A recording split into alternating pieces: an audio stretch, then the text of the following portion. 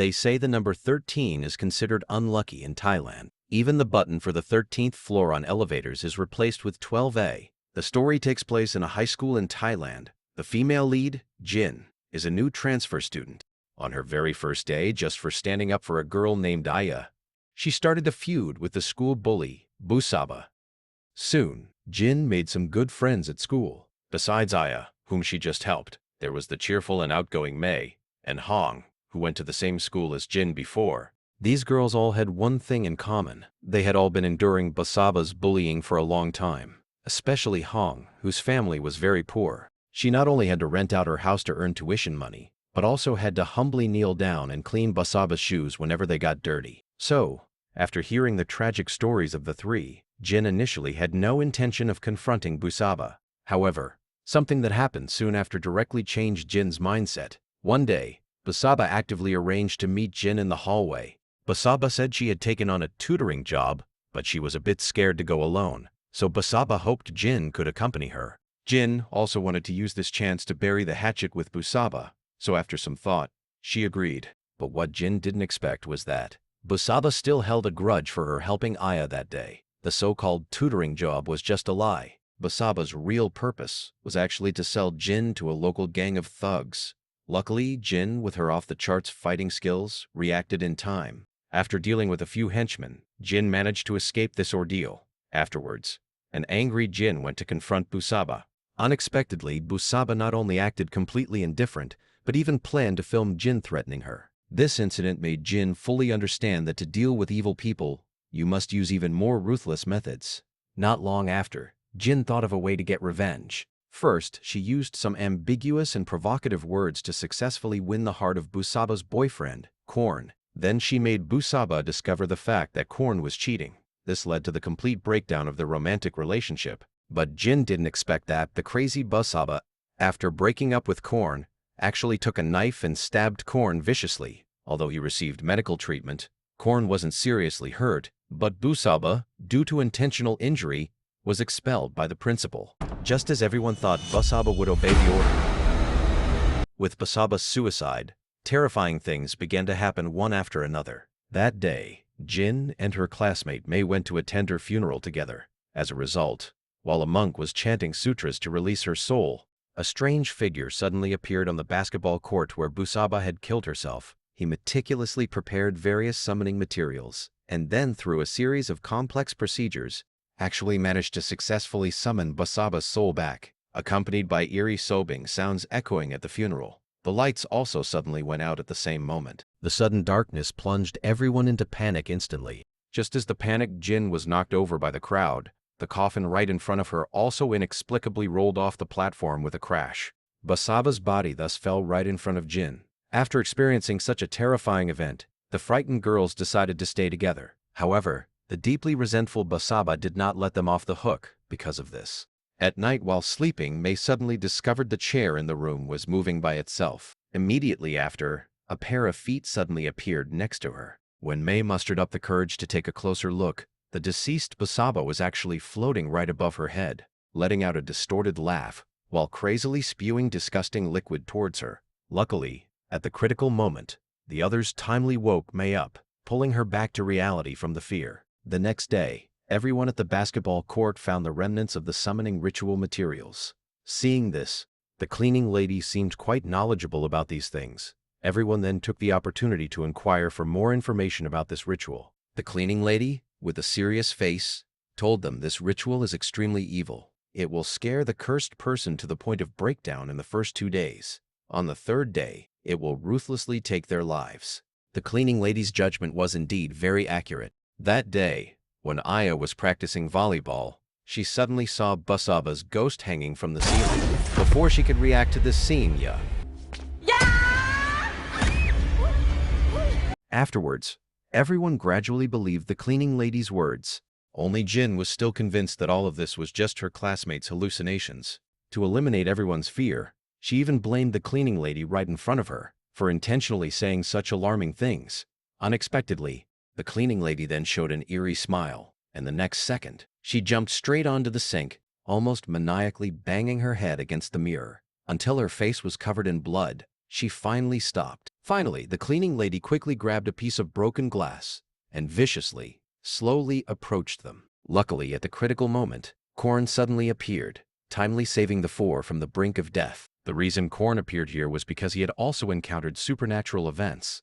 To quell Basaba's resentment, Korn asked his father to find the most famous local shaman. As a result, after hearing their statements,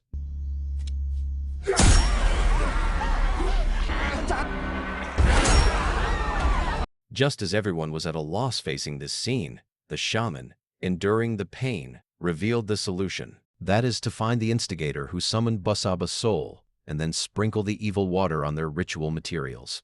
Back home, everyone started to speculate on the identity of the mastermind. They all thought Basaba's father was the prime suspect. The reason was that he did not attend the funeral that day. Furthermore, there were rumors outside that he was learning evil black magic. The next day, they all agreed to go investigate Basaba's father's place right after the exam. Right before the exam started, Jin suddenly noticed a dorm matron standing hesitantly in front of Basaba's room. After asking, she found out that the matron had heard some strange noises in the room and was too scared to go in. Jin, who was worried about having no leads, used helping her clean as an excuse to enter Basaba's room. In the dim, gloomy room, Jin first noticed Basaba's lucky number 13 and successfully used it to unlock Basaba's tablet password. Immediately after, she found a user with a very strange avatar. Based on their chat history, it seemed that Basaba trusted this person very much when she was alive. Just as Jin was about to use Basaba's account to arrange a meeting with them, something terrible suddenly happened. The eerie shadow appearing on the curtain seemed to tell her that something was intruding into the room.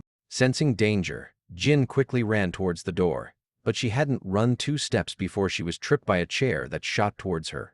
Just as Jin looked up, "You're all gonna die." The next second, everything in the room fell to the floor. At this moment, Jin felt someone behind her slowly approaching. Scared and terrified, she directly took a knife and stabbed behind her. Turns out the person coming was the dorm matron. Having such a terrifying personal experience, Jin also believed in the matter of Basaba's ghost returning for revenge. Immediately after, they went to Basaba's father's house. Sure enough, they found the ritual circle he used to summon ghosts. Soon after, Jin from a wooden board on the wall discovered patterns identical to that avatar. At this moment, all mysteries were completely revealed. Basaba's father was the culprit who tried to harm them. Just then, Basaba's father discovered the group's whereabouts. Aggressively, he raised a knife and lunged at everyone. At the critical juncture, Jin quickly pulled out the evil water from her bag. First, she splashed it all over Basaba's face. Then, while Basaba's father was fleeing in panic, Hong accidentally found the doll he used for the ritual. Seeing this, Jin decisively poured the remaining evil water onto it. Unexpectedly, this action actually had an effect. With the death of Basaba's father, everyone thought the crisis had been resolved. However, when Jin passed by a small stall, she suddenly saw a very strange object. Its appearance was exactly like the doll that had been doused with the evil water. Exactly the same. Seeing this, Jin immediately asked the vendor about the item's use, but the vendor said, "This is just a simple talisman for warding off evil. It has no function for summoning souls at all." After hearing this, Jin immediately realized that the shaman had been deceiving them from start to finish. At the same time, Basaba's vengeful spirit had already found the shaman who was hospitalized. Under its cruel methods, the shaman offered no resistance and simply checked out. As for Korn, he was also facing something terrifying. He actually saw Basaba with a twisted, ferocious expression in the back seat. Before Korn could react, Basaba violently thrust her finger into his eye. At the same time, she floored the accelerator, intending to crash and kill Korn. Although he escaped through death thanks to the seatbelt at the last moment, the shadow of death loomed over him again immediately after.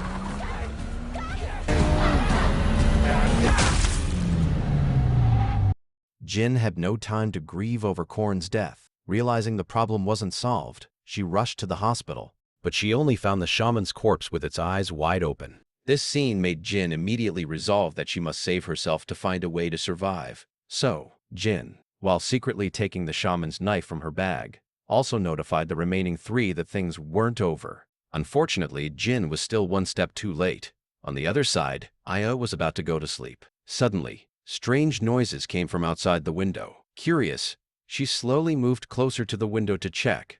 Then, in a fleeting flash of headlights, she suddenly saw the lingering figure of Busaba. Thinking she was mistaken, Aya quickly opened her tablet's camera to look. At first, there was nothing unusual, but the moment she put the tablet down, a truly terrifying ghostly face suddenly appeared. Startled and scared, Aya quickly stepped back, but she didn't notice a pen had fallen into the electrical socket. Immediately after, the short-circuited socket caught fire. The force from the explosion directly drove the pen into Aya's eye. Unable to bear the pain, she could only continuously call out to her mother. Little did she know it was her mother's arrival that caused her to meet her end. On the other side, Jin once again arrived at Basaba's father's house.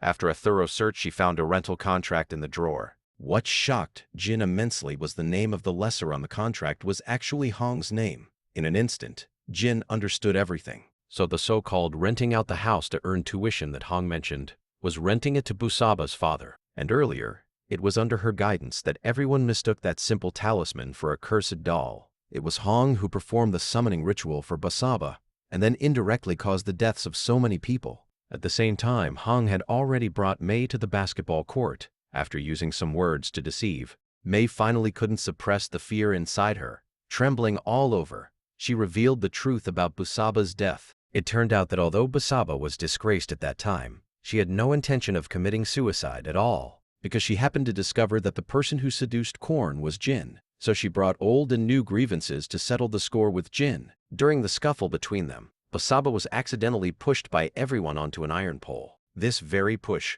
caused Busaba to meet her end directly. Afterwards, everyone, afraid of being arrested, simply faked the scene to make Busaba look like she committed suicide. After hearing Mei recount the whole story in detail, Hong's face suddenly showed an expression of utter despair. Immediately after, ignoring Mei's pleas, ruthlessly strangled Mei to death. And learning from how they had faked the scene before, hung Mei's body at the very spot where Busaba died. It was only at this moment that Jin hurriedly arrived from outside. She asked Hong why she did this, but the words that came out of the other's mouth directly shattered Jin's worldview. Hong very naturally stated that she loved Busaba, so she avenged Busaba. Then she talked about their lives back when they were at the same school. Back then, both of them were bullied and humiliated daily by a school bully. Unable to bear it any longer, Jin stood up to fight back, but accidentally pushed the bully off the building, killing her. That was also the reason Jin had to transfer schools. Initially, Jin thought no one knew about this.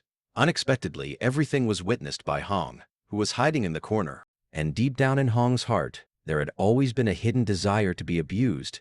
Regarding the bully's death, she not only felt no relief, but instead felt extremely suffocated and lonely. Luckily, after transferring schools, she soon met Busaba again. Busaba's arrogance and tyranny deeply obsessed Hong. Unfortunately, this life was soon shattered by Jin again. This time, the enraged girl finally decided to endure no longer. No matter the cost, she would make all who harmed Busaba pay with their blood. Facing the completely insane Hong, Jin had no choice but to confront her fiercely. But she forgot that her opponent also had Busaba's vengeful spirit as a helper. Finally, the exhausted Jin, under Hong's scheme, was forcibly possessed by Busaba's vengeful spirit. A centipede crawled into Jin's body.